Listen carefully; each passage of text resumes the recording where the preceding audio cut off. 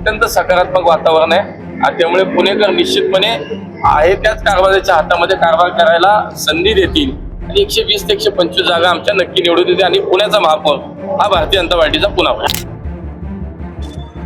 हेच वाटतं ते लोकसभेच्या आधी बोलले असते तर बरं झालं असतं असं मला वाटतं. परंतु लोकसभेच्या नंतर ते हे सर्व विसरलेले आहेत युतीचा धर्म आणि त्याच्यानंतर खूप अहंकाराचा वारा त्यांच्यापर्यंत पोचलेला आहे. पण ठीक आहे, अहंकाराचा जो गर्व असतो तो काळ त्याच्यावरती उत्तर देत असतो. काय मुरलीधर मोहोळ असं म्हणाले की आम्हाला पुण्याच्याही पाठिंब्याची गरज नसणार आहे, स्वबळावर आम्ही महापौर होतो. हेच वाटतं ते लोकसभेच्या आधी बोलले असते तर बरं झालं असतं असं मला वाटतं. परंतु लोकसभेच्या नंतर ते हे सर्व विसरलेले आहेत युतीचा धर्म आणि त्याच्यानंतर खूप अहंकाराचा वारा त्यांच्यापर्यंत पोचलेला आहे. पण ठीक आहे, अहंकाराचा जो गर्व असतो तो काळ त्याच्यावरती उत्तर देत असतो.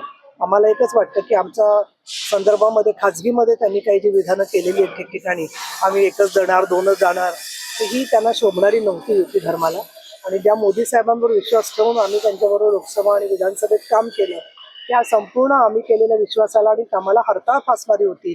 हे मात्र पुणेकर शिवसेनेचे उमेदवार जे आहेत आणि मतदार यांच्या नक्की लक्षात राहणार. त्याच्या निकालानंतर आता भाजप स्वबळावर म्हणते, समजा अजित पवार आणि तुमच्या शिवसेनेला समाधानकारक जागा मिळाल्या तर एक वेगळा पॅटर्न पाहायला मिळेल का? हे संपूर्णपणे काय चित्र होते तयार त्याच्यावरती अवलंबून आहे.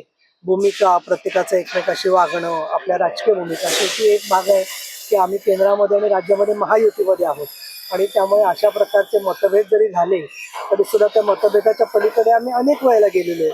त्यामुळे परिस्थितीबद्दलचा अभ्यास करण्याच्या आधीच काही एक म्हण आहे बघा मराठीमध्ये, उतावळा नवरा आणि गुडघ्याला बाशिंग, तसे काही पक्षांची परिस्थिती आहे की ते आधीच कायम पुढाबरोबर जायचं याचा पाठिंबा जाहीर करतात. त्यामुळे असला उतावळेपणा आता कधी शिवसेनेने केला नाहीये आणि करणार पण नाहीये. माननीय शिंदे साहेब आम्हाला जसं मार्गदर्शन करतील ते आम्ही स्वीकारणार आणि जे काही असेल जनतेच्या हितासाठी ते आम्ही त्याप्रमाणे आमची भूमिका असेल. काही ज्याप्रमाणे भारतीय जनता पार्टीने अर्थात जे पुण्यातले प्रमुख नेते आहेत मुरलीधर मोहोळ यांनी ज्या प्रकारे तुम्हाला फसवलं, धोका दिला म्हणता येईल युती करू म्हणून, याची दखल घेऊन योग्य वेळी त्यांना उत्तर दिलं जाईल या सगळ्या गोष्टींचं. मला असं वाटतं त्यांनी राजकारणामध्ये काही आम्हाला ज्यांची युती करायची की नाही याच्याबद्दल वरून त्यांना सांगण्यात आलं म्हणून त्यांनी ती युतीची चर्चा केली होती. आम्हाला सुद्धा लक्षात आलेलं होतं की त्यांना युती करायची आहे की नाही आणि त्यांना युती करायची होती ती त्यांच्या टर्म्सवरती करायची होती की ज्याच्यामध्ये उमेदवार कोण असणार ते पण तेच सांगत होते, कोण उमेदवार नको हेही सांगत होते. अशा प्रकारे आमचे दंगेकरांसारख्या जे आमचे उमेदवार होते त्यांच्या घरात आम्ही 2 तिकीटं देणार नाही अशी त्यांनी भाषा वापरली होती. हे आम्हाला कधी कुठलाही स्वाभिमानी पक्ष या गोष्टी मान्य करणार नाहीये आणि धडा वगैरेचा प्रश्न नाहीये. मला असं वाटतं की या निवडणुकीमध्येच त्यांना जे काही परिश्रम करायला लागलेले आहेत त्याच्यामध्ये त्यांना त्याची जाणीव झाली असेल. मी जसं म्हणालो की एकूणच आम्ही केलेलं काम आम्ही पुणेकरांसमोर ठेवलं की जे 2014 पासून माननीय मोदीजींचं सरकार पंतप्रधान म्हणून या देशामध्ये त्यांच्या नेतृत्वातलं सरकारने जे काम पुण्यासाठी केलं, देवेंद्रजी मुख्यमंत्री असताना पुण्यासाठीचे अनेक प्रकल्प अनेक योजना आल्या आणि महापालिकेमध्ये 5 वर्ष जे काही आम्ही सर्वांनी काम केलं असेल हे सगळं पाहता जे काही काम आम्ही केलं हे लोकांसमोर आहे, लोक अनुभवतात.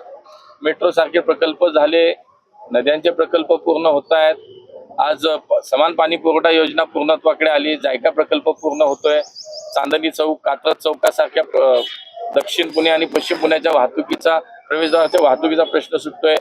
PMPMLच्या बसेसमध्ये 1200 ते 1500 नवीन बसेस, अशी असंख्य कामं आमची मागच्या जर विचार केला तर पुणेकरांनी पाहिलंय आणि म्हणून मला विश्वास आहे की पुणेकर हे विकासाला, प्रगतीला आणि या शहराचं आता आणि भविष्याचं म्हणजे पुढच्या पिढीचं सुद्धा भविष्य पुणेकर पाहतात. ते निश्चितपणे कोणाच्या हातात सुरक्षित आहे? मोदीजींच्या नेतृत्वातील देवेंद्रजींच्या मार्गदर्शनाखाली भारतीय जनता पार्टीच्याच हातात सुरक्षित आहे. देवेंद्रजी हे पुणेकर जाणतात. म्हणून मला असं वाटतं की 120 ते 125 जो काही मी शहरभरात सगळ्या भागामध्ये जो काही फिरलोय, प्रचार झालाय, त्यामुळे मला विश्वास आहे की जो उदंड प्रतिसाद मिळत होता, पुणेकर ठिकठिकाणी जो साथ देत होते, हे सगळं जर पाहिलं तर मला असं वाटतं अत्यंत सकारात्मक वातावरण आहे आणि त्यामुळे पुणेकर निश्चितपणे आहे त्याच कारभाराच्या हातामध्ये कारभार करायला संधी देतील आणि 120 ते 125 जागा आमच्या नक्की निवडून देतील आणि पुण्याचा महापौर हा भारतीय जनता पार्टीचा पुन्हा होईल. दादा म्हणतात आमचंच महापौर होणार, मला पुण्याच्या पाठिंब्याची गरज भासणार नाही. मला असं वाटतं की आता हे सगळं स्पष्ट होत चाललंय. पाठिंब्याची तर गरज सोडाच, मुळात तो विषयही नाही. पुणेकरांनी हे ठरवलेलं आहे की भारतीय जनता पार्टीचा महापौर होणार. दादा,